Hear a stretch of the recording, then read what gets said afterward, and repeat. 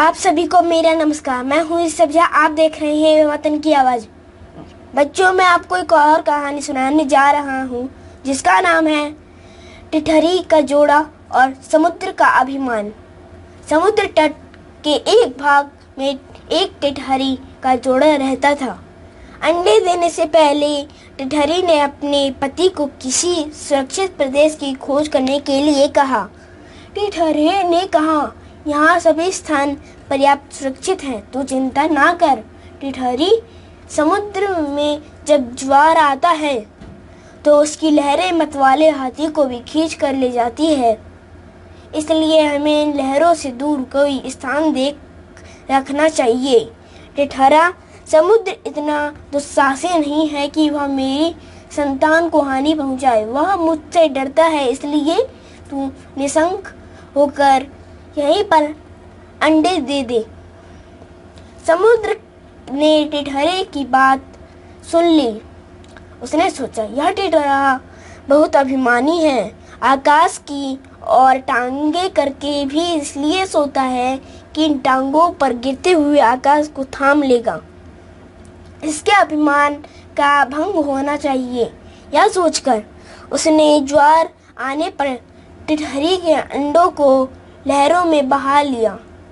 टिठरी जब दूसरे दिन आई तो अंडों को बहता देखकर रोती बिलखती टिठरे से बोली, मूर्ख, मैंने पहले ही कहा था कि समुद्र की लहरें इतने बहा ले जाएंगी, किंतु तूने अभिमानवश मेरी बात पर ध्यान नहीं दिया। अपने प्रियजनों के कथन पर जो भी कान नहीं देता उसकी दुर्गति होती है। इसके अतिरिक्त बुद्धिमानों में भी वही बुद्धिमान सफल होते हैं जो बिना आई विपत्ति का पहले से ही उपाय सोचते हैं और जिनकी बुद्धि तत्काल अपनी रक्षा का उपाय सोच लेती है। जो होगा देखा जाएगा। कहने वाले शीघ्र ही नष्ट हो जाते हैं। यह बात सुनकर टिठरे ने टिठरी से कहा, मैं यब्ध व्यवसाय जैसा मूर्ख और निष्कर्म नहीं हूँ। मेरी बुद्धि का चमत्कार देखती जा। मैं अभी अपनी चोट से पानी बाहर निकाल कर समुद्र को सुखा देता हूँ। टिठरी, समुद्र के साथ तेरा वैर तुझे शोभा नहीं देता। इस पर क्रोध करने से क्या लाभ। अपनी शक्ति देखकर हमें किसी से बैर करना चाहिए, नहीं तो आग में जलने वाले पतंग जैसी गति होगी। टिठरा फिर भी अपनी चोंचों से समुद्र को सिखा डालने की डींगे मारता रहा। तब टिठरी ने फिर उसे मना करते हुए कहा कि जिस समुद्र को गंगा यमुना जैसे सैकड़ों नदियां निरंतर पानी से भरी रही है, उसे तू अपने बूंद भर उठाने वाली चोंच से कैसे खाली कर देगा। टिठरा तब भी अपने हट पर तुला रहा। तब टिठरी ने कहा, यदि तूने समुद्र को सुखाने का हट ही कर लिया है तो अन्य पक्षियों को भी बुलाकर इस काम में मदद करवा। कई बार छोटे दो प्राणी मिलकर अपने से बहुत बड़ी जीव को भी हरा देते हैं, जैसे चिड़िया, कठफोड़वे और मेंढक ने मिलकर हाथी को मार दिया था। टिठरा, अच्छी बात है। मैं भी दूसरे पक्षियों की सहायता से समुद्र को सुखाने का यत्न करूंगा। यह कहकर उसने बगुले, सारस, मोर आदि अनेक पक्षियों को बुलाकर अपनी दुख कथा सुनाई। उन्होंने कहा, हम तो अशक्त हैं, किंतु हमारा मित्र गरुड़ अवश्य इस संबंध में हमारी सहायता कर सकता है। तब सब पक्षी मिलकर गरुड़ के पास गए और रोकर रोने चिल्लाने लगे, गरुड़ महाराज, आपके रहते हमारे पक्षी कुल पर समुद्र ने यह अत्याचार कर दिया।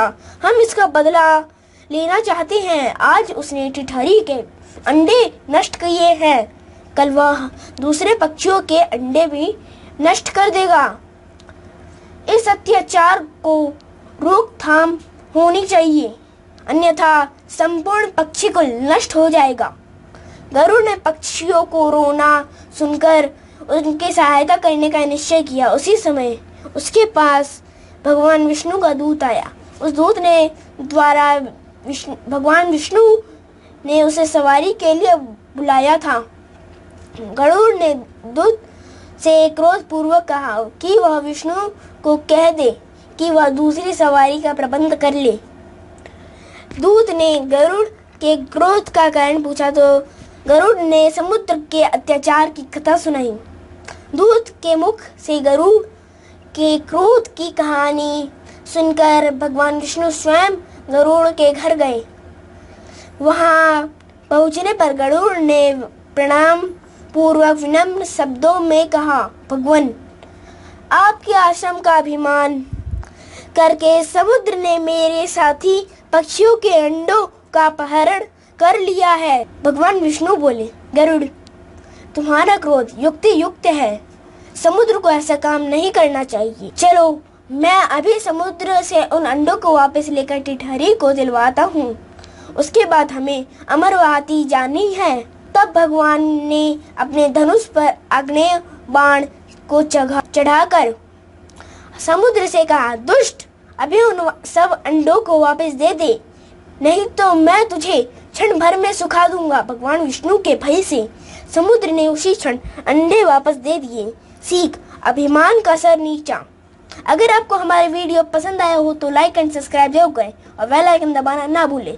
आज के लिए इतना ही, अगले वीडियो के साथ फिर मिलूंगा। तब तक के लिए धन्यवाद।